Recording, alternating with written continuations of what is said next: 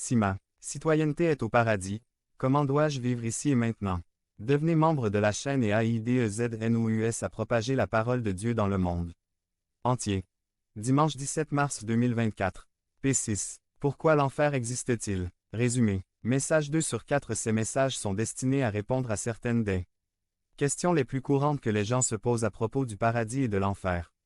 Par Ruben Castro. Pourquoi l'enfer existe-t-il? 2 Corinthiens 4. 16 à 5.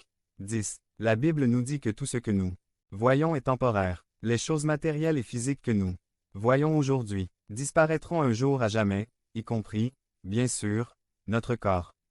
La Bible appelle notre corps tendre pour souligner qu'il est temporaire.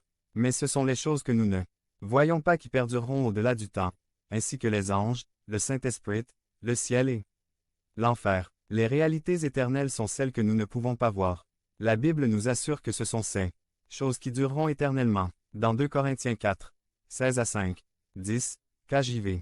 Paul nous éclaire sur ce sujet et nous dit nous ne nous décourageons pas.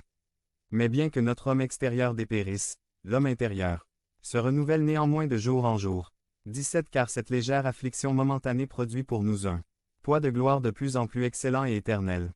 18 Nous ne regardons pas aux choses visibles, mais à celles qu'on ne voit pas.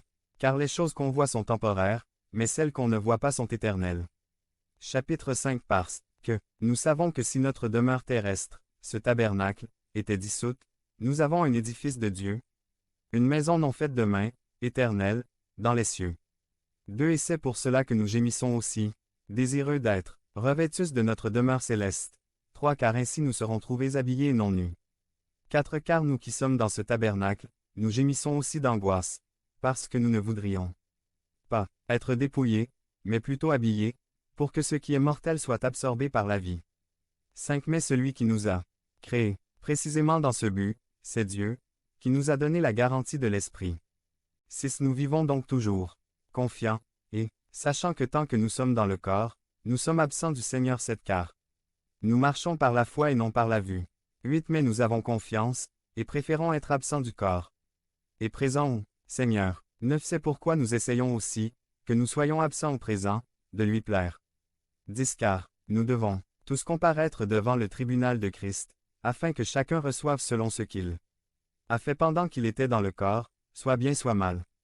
Ce que l'apôtre Paul essaie de faire valoir ici, c'est que les choses spirituelles sont encore plus réelles que les choses physiques dont nous faisons l'expérience aujourd'hui. Et Dieu veut que nous nous concentrions dans la vie sur ces choses qui dureront pour toujours. En d'autres termes, dans les réalités éternelles. 1 Corinthiens 13, 12,